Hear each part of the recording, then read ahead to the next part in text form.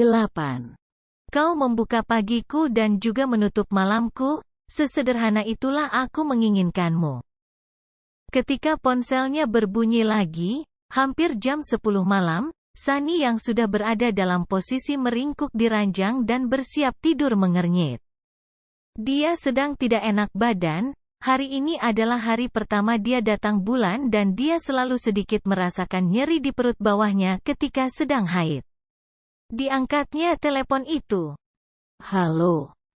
Sunny, suara Aska yang dalam terdengar dari seberang sana, kenapa kau tidak datang kemari? Oh, maaf Aska, dia lupa kalau sudah berjanji untuk ke kafe malam ini. Aku sedang tidak enak badan. Kau sakit? Suara Aska terdengar cemas, kau sakit apa? Tidak. Sunny bingung. Kehabisan kata-kata untuk menjelaskannya kepada Aska. Aku antar ke dokter ya? Tidak usah. Sunny menelan ludahnya. Ini sakit perempuan. Sakit perempuan. Dari suaranya Sunny bisa membayangkan Aska mengernyit di sana. Itu, sakit perempuan setiap bulan. Hening. Tampak Aska berusaha menelaah kata-kata Sunny, tetapi kemudian dia sadar. Oh, tiba-tiba saja Sunny merasa geli karena sekarang Aska yang salah tingkah. Maaf ya, biasanya ini hanya berlangsung di hari pertama kok, mungkin kita bisa bertemu besok. Hening, lalu Aska bergumam, aku ke sana ya? Jangan, aku tidak apa-apa kok. Aku akan ke sana. Aska bergumam dengan nada keras kepala, lalu menutup telepon. Ketika pintu apartemennya terbuka, Aska berdiri di sana sambil membawa kantong kertas makanan dari kafenya. Lelaki itu menatapnya dengan cemas. Kau tidak apa-apa? Sunny menggeleng lemah, memundurkan langkahnya dan mempersilahkan Aska masuk. Sakit begini hanya bisa disembuhkan kalau berbaring. Kalau begitu duduklah berselonjor di sofa. Aska mendahului Sunny duduk di sofa, dan menunggu Sunny datang. Dia mengambil bantal kecil dan meletakkan di pangkuannya. Sini, berbaringlah di sini. Sejenak Sunny ragu, tetapi senyuman Aska tampak begitu menenangkan, dan perutnya sakit. Dia tidak punya siapa-siapa di sini untuk mengeluh. Sambil menghela napas panjang dia duduk di sofa, Aska langsung menariknya, menjatuhkan tubuh Sunny supaya kepalanya berbaring di bantal di pangkuannya. Rasanya begitu nyaman, meringkuk di pangkuan Aska dengan jemari ramping lelaki itu mengelus rambutnya pelan. Sudah makan tadi? Sunny menggelengkan kepalanya, tidak selera makan. Aku bawakan kentang goreng dan sosis dari kafe kalau kau lapar malam-malam. Jemari Aska membelai rambutnya lembut, membuat Sunny mengantuk. Terima kasih Aska, suara Sunny melemah, dia menguap. Tidurlah, aku akan menungguimu di sini. Terima kasih ya, Sunny mengulangi ucapan terima kasihnya, lalu menutup matanya, merasakan damai yang menenangkan. Dia memejamkan matanya dan terlelap. Aska duduk di sana, mengamati Sunny yang terbaring di pangkuannya. Hasratnya untuk memiliki perempuan ini begitu besar, tidak pernah dia rasakan sebelumnya pada perempuan manapun. Perempuan ini adalah hasratnya. Dan setiap kali pula Aska rela melepaskan apa yang menjadi hasratnya, demi keharusan untuk memikul sebuah tanggung jawab. Kali ini itu tidak akan terjadi. Aska akan mempertahankan Sunny di sampingnya. Lelaki itu lalu menundukkan kepalanya dan mengecup bibir Sunny yang terlelap dengan lembut. Aku mencintaimu, Sunny. Sunny bangun di pagi hari dengan badan segar, dia membuka matanya dan menatap ruangan yang temaram. Masih sangat pagi sepertinya di luar, meskipun sinar matahari sudah menembus dengan malu-malu melalui gorden jendela. Sejenak dia merasa bingung, kenapa dia tidur di ruang tamu. Tetapi dia lalu sadar. Aska. Dengan gerakan pelan, Sunny melihat ke atas dan menyadari bahwa kepalanya ada di atas bantal kecil di pangkuan Aska. Lelaki itu tertidur pulas sambil terduduk, tubuhnya menyandar ke sofa dan kelihatannya sangat lelap. Sunny bergerak perlahan supaya tidak membangunkan Aska. Tetapi rupanya Aska terbiasa waspada ketika tidur karena dia langsung membuka matanya. Mereka bertatapan, di pagi yang temaram dan udara dingin yang menguar sejuk dari jendela. Lalu Aska tersenyum lembut. "Selamat pagi." Tiba-tiba Sunny merasa malu. Lelaki itu baru bangun dari tidurnya dan tetap terlihat sempurna, sedangkan penampilannya sekarang pasti sudah amburadul. "Aku baik-baik saja. Sakit perutmu? Sudah mendingan?" Dengan gerakan canggung, Sunny duduk dan menjauh dari Aska, menyadari bahwa semalaman mereka sudah tidur bersama. "Izinkan aku membuatkan sarapan untukmu." Aska melirik ke arah kantong kertas makanan yang dibawanya dari kafe yang tidak tersentuh, mungkin makanan ini masih bisa diselamatkan. Aska kelihatan tidak canggung sama sekali, seolah-olah tempatnya memang di sini. Dia meraih kantong kertas itu, setengah bersenandung melangkah ke dapur Sunny, dan memasak. Sunny sejenak termangu, menatap Aska yang tampak begitu luwes dan santai memasak di dapur, lelaki itu tampak menikmatinya. Tiba-tiba Sunny merasa tersentuh. Lelaki ini ingin menjadi koki. Tetapi dia meninggalkan impiannya demi rasa tanggung jawabnya. Dia pasti merasakan perasaan hampa di dalam dirinya. Sunny sendiri tidak akan bisa membayangkan kalau dia tidak boleh menulis lagi. "Aku akan ke kamar mandi dulu ya," gumam Sunny pelan dari sofa. Aska yang sedang memasak omelet beraroma harum dari bahan-bahan yang dia temukan di kulkas Sunny, menoleh dan tersenyum lembut. "Silahkan. Ketika kau kembali, makanan sudah siap." Dan Aska memang benar. Ketika dia selesai mandi, dapur itu beraroma harum dengan telur dan ham yang sudah digoreng, serta aroma kopi yang menguar memenuhi ruangan. "Makanlah." Aska mengedipkan sebelah matanya, sarapan spesial dari koki paling tampan di dunia. Gumamnya menggoda. Sunny terkekeh geli, dan Aska meninggalkannya sebentar untuk ke kamar mandi. Ketika kembali rambut Aska basah dan dia tampak segar. Sunny sudah menyeruput kopinya dan mencicipi sedikit omelet yang luar biasa enaknya itu. "Suka?" tanya Aska lembut. Dia duduk di seberang Sunny di meja makan itu lalu menyesap kopinya yang masih mengepul panas. Sunny menganggukkan kepalanya. "Aku tidak pernah memakan omelet yang begitu enaknya."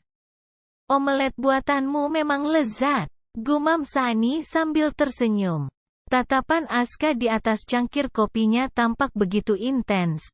"Kalau kau menikah denganku, aku berjanji akan membuatkan sarapan untukmu setiap pagi." Hampir saja Sunny tersedak omeletnya, dia mendongak dan menatap Aska terkejut. "Apa?" Aska terkekeh dan barulah Sunny sadar bahwa Aska sedang menggodanya. Pipinya langsung memerah karena malu. "Tidak lucu, tahu?" gumamnya sambil cemberut. Aska masih terkekeh, tetapi matanya bersinar dengan serius. "Aku tidak sedang melucu Sunny, bayangan itu ada di benakku. Kau dan aku menikah, lalu hidup bahagia selama-lamanya." Sunny merasakan jantungnya berdebar keras akibat kata-kata Aska. Bukankah masih terlalu dini membicarakan ini? "Ya." Aska menganggukkan kepalanya, tidak membantah kata-kata Sunny, "Tetapi aku tahu apa yang kurasakan, perasaan nyaman yang tidak pernah kurasakan sebelumnya kepada siapapun. Aku bisa saja duduk di sini berdua denganmu, tidak melakukan apa-apa dan tidak merasa bosan." Lelaki itu menyentuh jemari Sunny dari seberang meja dan menggenggamnya sungguh-sungguh. "Beginilah yang kubayangkan akan kulalui bersama istriku nanti.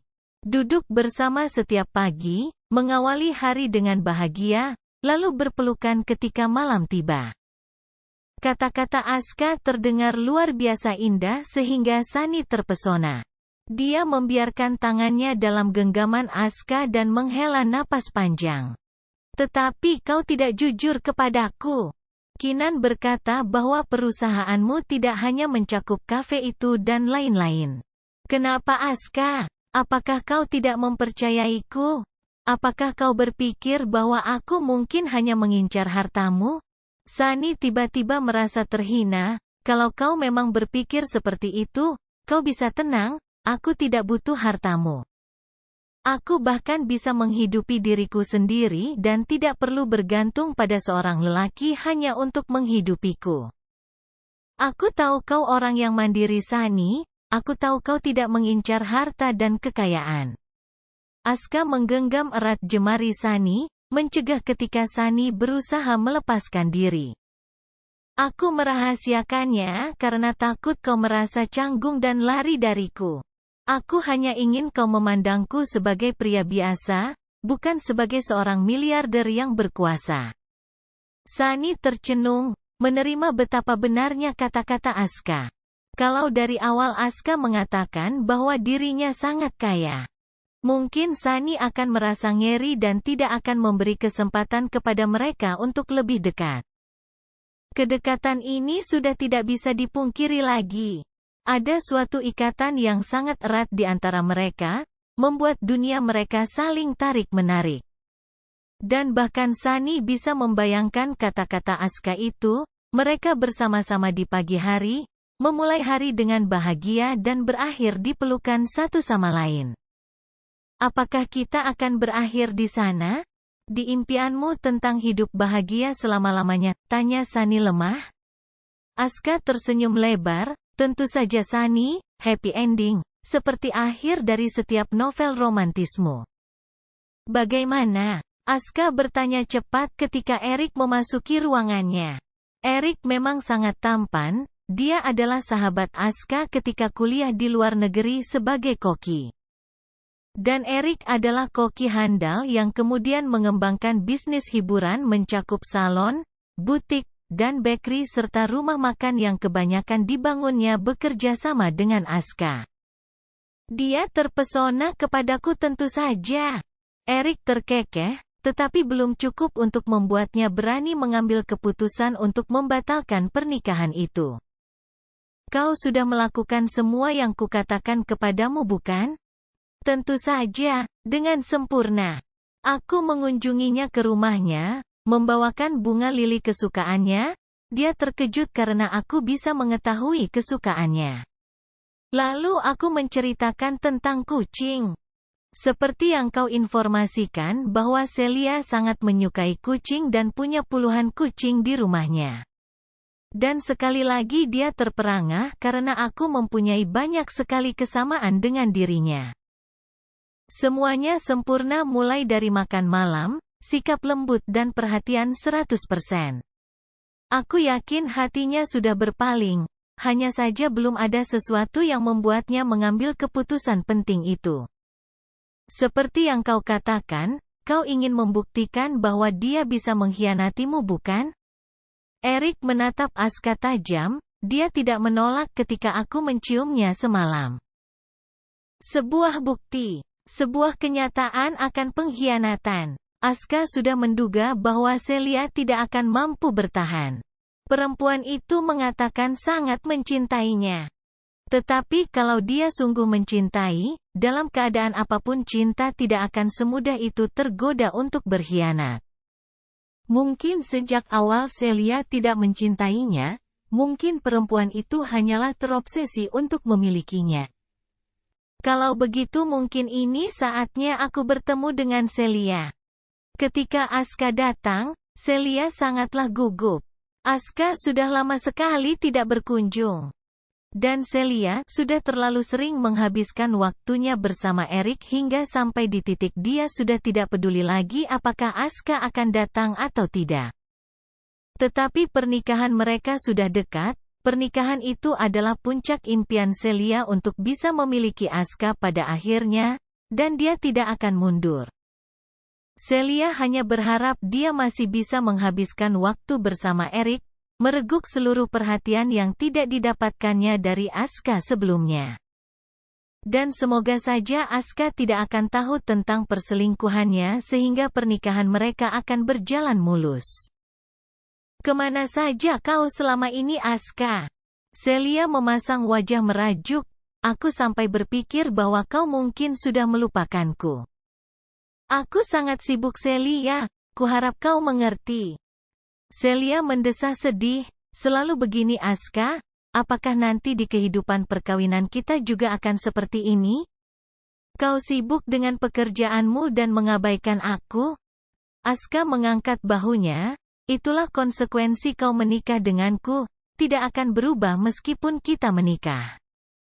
Aku mempunyai tanggung jawab yang besar di perusahaan yang tidak mungkin aku abaikan begitu saja. Kalau kau tidak siap menghadapinya, kau bisa mundur." "Apa?" Wajah Celia langsung pucat pasi. Sementara itu Aska memasang wajah datarnya. "Aku tidak bisa menjadi suami yang perhatian seperti yang kau inginkan. Tidak akan pernah bisa. Kalau kau tidak siap menanggung kesedihan karena tidak pernah mendapatkan perhatian dari seorang suami, kau bisa mundur sekarang, Celia, agar kau tidak menyesal. Kau tahu, aku tidak pernah memaksamu untuk menikahiku, untuk menjadi istriku." "Teganya kau!" Celia berteriak, dan berurai air mata. "Kau sengaja melakukannya, bukan? Kau sengaja mengabaikanku agar aku merasa tidak kuat dan membatalkan pernikahan ini? Kau ingin aku meninggalkanmu, bukan? Agar kau tidak perlu memiliki istri yang lumpuh dan cacat sepertiku." "Cacat karena kau?" Perkataan Celia itu membuat wajah Aska memucat, tetapi dia mengendalikan diri dan berusaha membuat ekspresinya tetap datar. "Well, kau tidak akan mendapatkan apa yang kau mau. Karena aku tetap akan melanjutkan pernikahan ini. Apapun yang terjadi, kau tetap akan menjadi suamiku dan aku akan menjadi istrimu." Lalu dengan marah Celia memutar kursi rodanya, memasuki rumah dan meninggalkan Aska berdiri di teras itu. Sunny sedang tidak ada pekerjaan. Revisian naskah dari editor belum diterimanya. Dia menghabiskan harinya dengan bermain game komputer sampai merasa bosan. Kemudian dia teringat perkataan Kesha pada hari itu, ketika mereka mencari data-data tentang Aska di internet. Bahwa kita tinggal memasukkan sebuah nama saja di mesin pencari, dan kalau orang itu cukup terkenal, maka kita akan menemukan banyak informasi tentangnya. Sunny teringat bahwa Aska selalu tampak tampan di foto-fotonya di setiap kolom berita keuangan dan bisnis yang ada di internet. Lelaki itu memang berpenampilan berbeda, dengan jas resmi yang tampak sangat formal. Dengan iseng, Sunny membuka mesin pencari di internetnya, dan memasukkan nama lengkap Aska di sana. Dalam beberapa detik, deretan hasil pencarian muncul. Sunny menelusurinya dengan sangat tertarik. Ada berita tentang merger hotel terbaru milik Aska. Pembukaan restoran bintang 5 secara serentak, dan iklan tentang resor-resor mewah di kawasan pariwisata elit di beberapa kota. Semua berita itu menyebut Aska sebagai pemimpin perusahaan yang jenius dan kompeten. Lalu mata Sunny tertuju kepada sebuah kolom gosip. "Hei, ada kolom gosip di antara semua berita keuangan dan bisnis ini." Dengan tertarik Sunny membuka kolom itu. Itu adalah wawancara dan berita tentang profil Aska, pengusaha muda yang sangat sukses dalam mengembangkan bisnis perusahaannya. Sunny membacanya dengan sangat tertarik, menelusuri kisah hidup Aska dalam bentuk tulisan. Ternyata Aska adalah seorang yang cemerlang dalam prestasi pendidikannya, dan juga mata Sunny berkerut pada sebuah berita bahwa Aska sudah bertunangan dengan kekasih yang dipacarinya selama 4 tahun. Tunangannya adalah seorang mantan model pro yang berhenti setelah mengalami kecelakaan, bernama Celia Carolina. Jantung Sunny berdebar keras, sebuah kejutan lagi. Aska sudah bertunangan, dan dari kolom berita itu, dikatakan bahwa tahun ini mereka akan menikah. Dunia seakan runtuh di bawah kaki Sunny. Bersambung ke part 9.